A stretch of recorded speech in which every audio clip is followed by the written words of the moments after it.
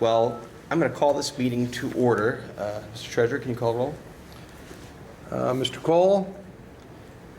Ms. Zeranin? Yes. Mary Jo Hudson? I'm on the phone. I'll put down phone. Mr. Johnson? Yes. Mr. Peretti? Here. Mr. Robinson? Here. Mr. Stewart? Here. And you have a quorum. Excellent. I want to thank everyone for making it today. And real quick, before we kick off the meeting, before we go over the agenda, Mary Jo, did you want to have a few words to sort of thank the committee and thank the process and thank everyone? Well, you've scripted it out, Dominic. Thank you. I just want to acknowledge our levy victory on Tuesday and thank the committee, thank the Columbus City Schools, Dr. Good and his team, their treasurer, Steve at work, and his team. The folks approved this levy by over 20 points, 60-40. My understanding from informal history, historical observations, is it's been a long time since we've had that kind of a victory margin.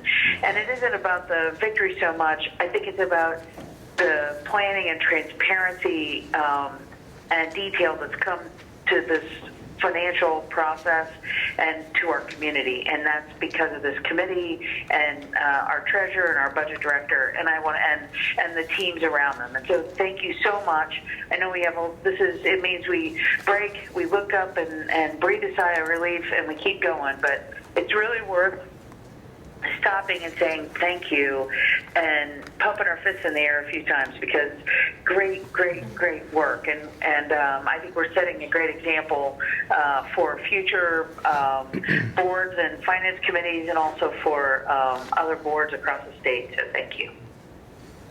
Yeah. Thank you. Well, I agree. Does anyone else on the committee want to say anything about it? All right. Well, I apologize. I have a family issue in Wisconsin, so apologize that I'm not there with you all in person, and I'll just defer to my colleague Dominic Peretti, and Dom, take it away.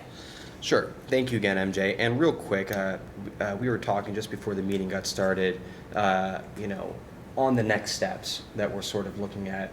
As you already know, the operating will feed in to the process that we already have set in place with our annual budgets, and the way that we look out now more materially with our programmatic and in our 5-year forecast. But as we all know, that we also have a PI now coming into existence, as well as some capital dollars through the bond. So what does that look like? How does that come through? What is the priority? Or some of the things that I think that we need to discuss internally, and by December we'll be able to have some information on how we sort of roll that out and make sure that we keep, again, to the way that we've been doing things, that is keeping accountable and transparent, letting the community know what we're doing, and having a process and some deliverables, and then that way we're checking off those things that we promised through those dollars. So look forward to that, hopefully in the December meeting. Now, real quickly, rest of the meeting, we will look at the meeting minutes as well as the October financial report, and then on a budget transfer through our transportation services contract, and that's pretty much the meeting, so it should be a pretty quick meeting. So I will kick it off to Mr. Pahoric. Can we do the minutes? Oh, yes, The minutes? yes, yeah. And just note that we do have minutes for September 14th. Unfortunately, at the October meeting, we did not have a quorum, so we have notes that are out there on board docs, but nothing to formally approve since we didn't have a quorum. Make a motion. Second. All those in favor, say aye. Aye. All those, same sign. All right. All right, October 2016 financial report, Mr. Pahoric, it's all yours. Okay, this is, I don't know how to turn the lights off. That would help. One of these days it's going to work. It's. Okay. Mike. Stan will have to get you a clapper or something. Yeah, well, that's what Scott just did. He went. It worked, Mary Jo. Thanks, Mike. Thanks a lot. As a staff person. So anyway, you have handouts hopefully before you on the presentation, and so I'll walk through this. This is for October, year to date, looking at the actual results compared to our plan. At this point in the year, revenues are running slightly under plan. Expenditures are running under plan as well. Revenues are about, you can see here, about $4 million under plan. The expenditures about $11 million under plan for the year to date. Taking a closer look at revenues, I've broken them down in their major categories: property taxes, state, other and non-operating. The biggest change from last month was in state revenue, which dropped to $5 million under plan from about $14 million over plan, and that's largely due to the timing of the property tax rollback payment that we receive. That rollback, while it is actually part of our property taxes in terms of where it comes from, and we do an allocation in our planning portion that we expect in rollback, a portion we expect in property taxes.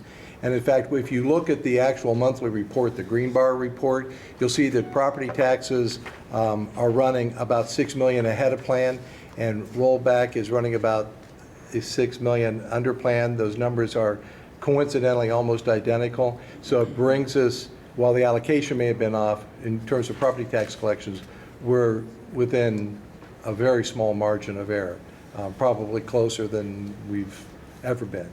So that estimation worked out well. We just allocated it to the wrong pew. So we're doing good there. But that was the largest change there. No change in property taxes because we were done with collection at that point.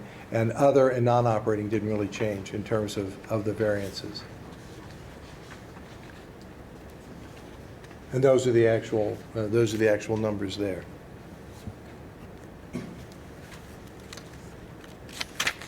I provide this just so you can see how it flows month to month. We're still mirroring last year pretty well. Interestingly enough, if you look at September and October, if we had planned rollback properly in the right month, or had it come in when we thought it would come in, if you would take the September and October numbers for the plan and flip them, you'd see that we had 48 and 47 and 30 and 29. So for that 2-month period, it was just a cash flow issue. It was nice that it worked out that way. Now, taking a closer look at our expenditures, you can see here that except for community schools, again, most of them are very much right on target. The actual numbers behind the graph, personnel moved to just 87 over plan from about 1.8 million under plan last month. Yes, sir. I was just curious to find out the difference, why there was a difference with the community schools. Pardon me? The community schools number, why was that different? Oh, yeah, in community schools, we are assuming a fairly even flow of the $180 million that we've got budgeted. It's like 1/12 a month. Actually, what it does, it starts out a little bit lower, and then the numbers for enrollment come in October or November, and then that number should bump up. So you kind of run under plan for a while, and then we're going to jump to be over plan. But what we look at is really the state gives us a number, and right now it's around 166, 167 million, and we've got 180 million budgeted. So this is just a timing, issue of how we laid the plan out. But the important part is we have, at least at this point, as far as I know, a sufficient amount appropriated to cover that expense. Do we have a sense on enrollment and how that came in compared to where we thought? No, I don't yet. When do we expect that? Some of the October Anytime numbers now. start Anytime now. Yeah, because the state uses the count. We still, what they post, and we have real time, and so we do average daily enrollment. So the numbers we quote to the media that show that we're 2 to 3% higher than we were last year are belly buttons and chairs, is what we say. But that's not necessarily what you could read on the state's site, because they'll pick a point in time. And it's even more complex, given we have 26% mobility. I can pull up the So most you could be vacillating hundreds of students each day. SFPR to count the deduction, but I think it's still 166. Okay, and then, so anyway, personnel, it's, I don't even know what that percentage is. It's for $87,000 on $180 million in expenditures, so we're right on top. The, I'd rather be lucky than good, but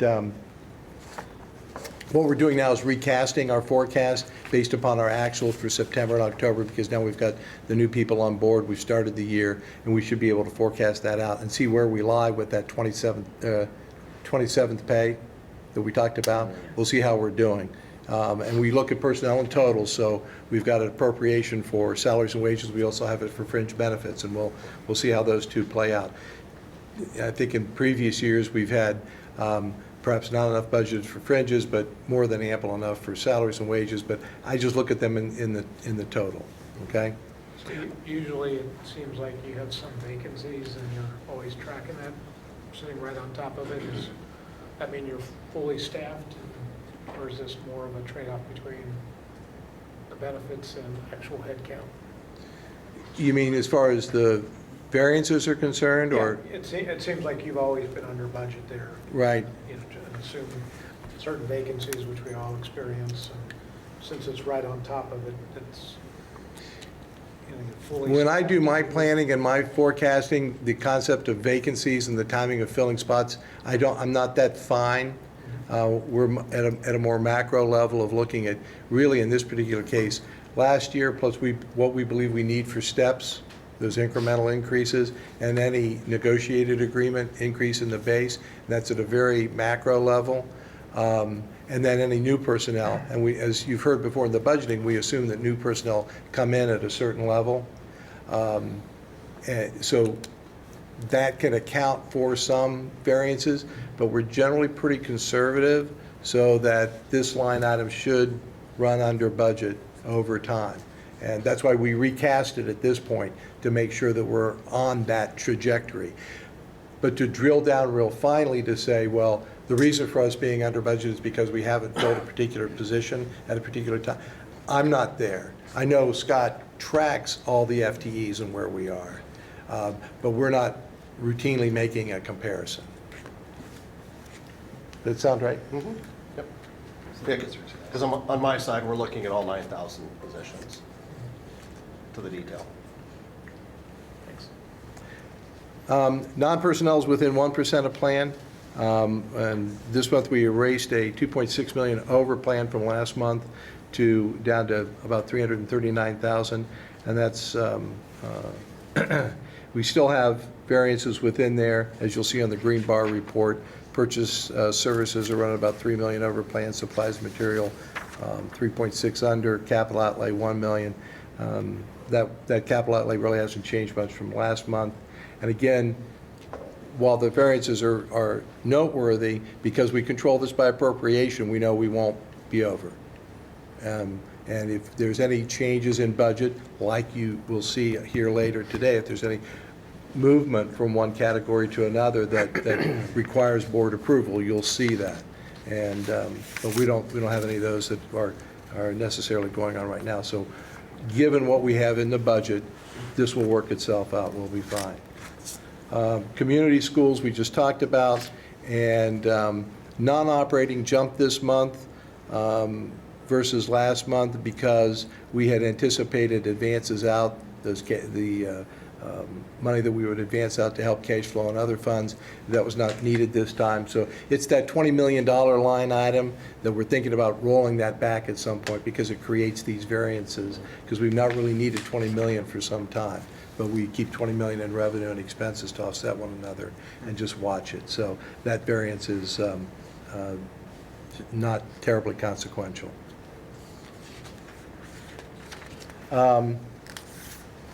Yeah, you have in your report This is a slide from last month. I forgot to delete it. Sorry. So you see, it says October, but only shows July, August, and September. And there's the slide for October that I then fixed and didn't go back and delete the other one. But again, you can see we're trending pretty much right on like last year. And so it was a good template to use for last year as our month-to-month plan.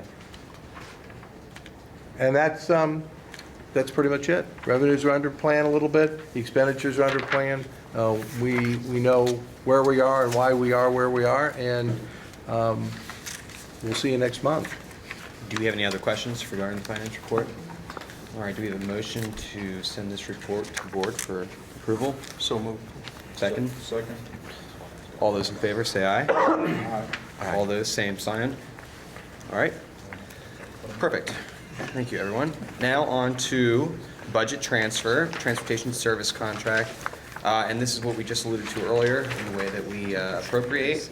When funds do move around, it does get revisited in finance, so I will leave it to, looks like, Scott, and looks like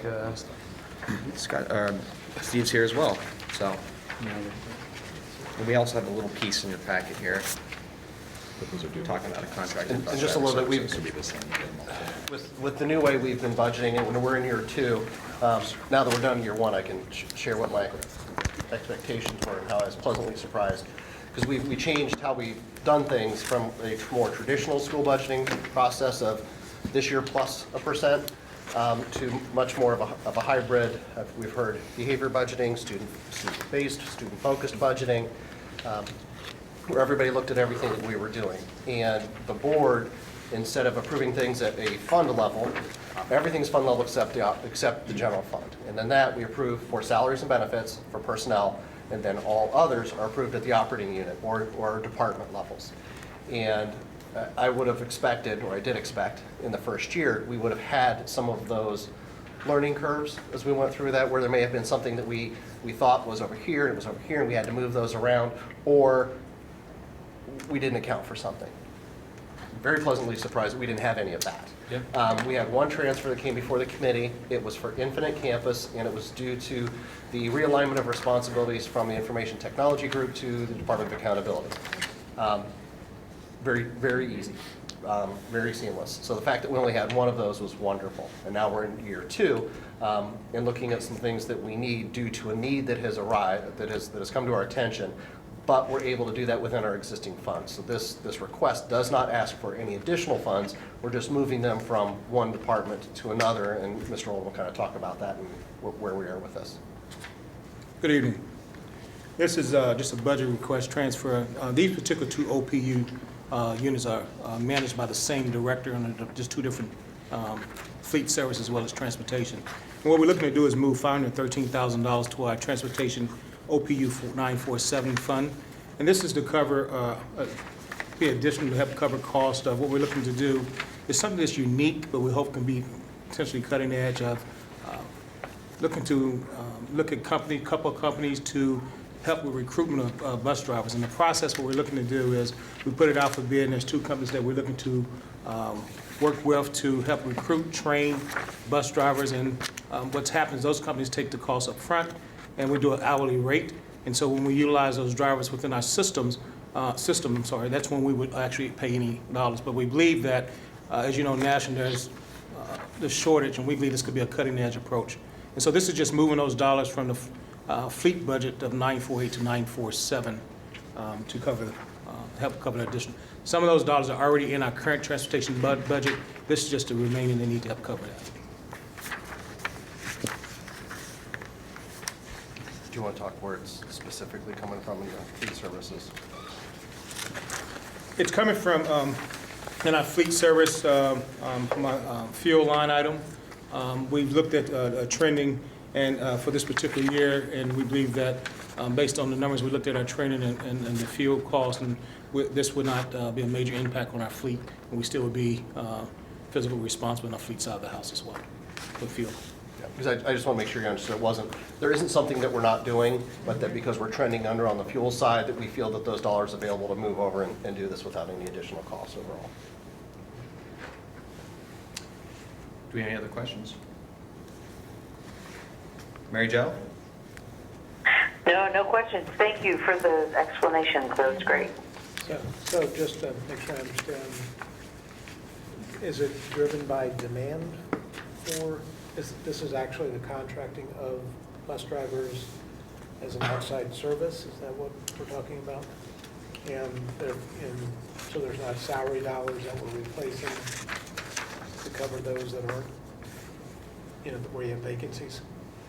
Yes, it's necessary, not always, its vacancy is one, to be able to backfill, but also it's also to cover when staff is out on leave of absence for long terms of period.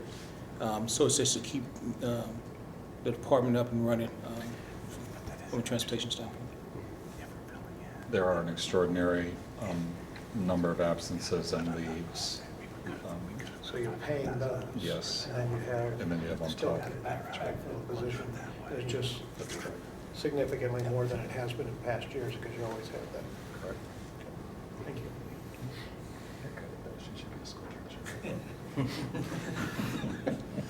Usually sitting on the other side of the fence. Oh, is that what it is? So do we need to report this then to the board? As a Well, committee? whether you report it to the board or not, it's going to the board. So I don't know, what would you like them to do? Because on Tuesday, there is an action item for the actual contract itself. Once we approve this, what I'll need to add to Tuesday's agenda is an amended appropriation, moving it from one OPU to the next. So there will be two action items on the board agenda Tuesday night, one approving the contract and one approving the amended appropriation reflecting that. If you wanted to, you could do just what you do with the financial report and just adopt a motion that this is forwarded to the board with your review. And then when we get to the board meeting, if any questions arise, we can make a note, make a comment that this was discussed at FAC, and, questions were asked and answered at that point in time, so we did review this level of a transfer in the appropriations. I think that would be noteworthy. All right then. Do I then have a motion then to recommend this report to the board? So moved. Second. All those in favor say aye. Aye. Same sign? Nay? All right. Thank you very much, Mr. Thank you. Bowman. I appreciate it. All right, well, that does conclude then the action items on today's agenda. Like I said, we will get back internally to talk about some of these new moving pieces, the permanent improvement piece, as well as the bond piece, and how the district will be moving forward with those items now. So look forward to that, and I guess that's it. Any other comments, questions, concerns? I guess I just want to express my appreciation to the Finance Advisory Committee. I do express my appreciation to the Finance Committee for really their guidance through the process of determining future revenue needs and how broad and how to package those proposals and the support of that millage committee. And from my perspective, when talking with media and other groups, about 50 of them this year, prior to the levy's passage, they were very interested in that process. And I believe it gave them confidence that it was a very transparent, very iterative, very collaborative effort. And I really think that's part of what contributes to what I consider an overwhelming support of that request. It was not a small request. It was the smallest that the millage committee recommended, even actually smaller than what they recommended, but nonetheless, I think that certainly was one of the goals originally of having a finance advisory committee. And so if there were a metric by which we measured the success and the impact of this committee, I would say that y'all got an A+. Yeah. So thank you for your time and your support, and again, your expertise. Appreciate it very much. All right. Thank you, everyone. I will now look for a motion to adjourn the meeting. So moved. Second? Second. All those, say aye. Aye. Same sign. Meeting is adjourned. Thank you very much. When is our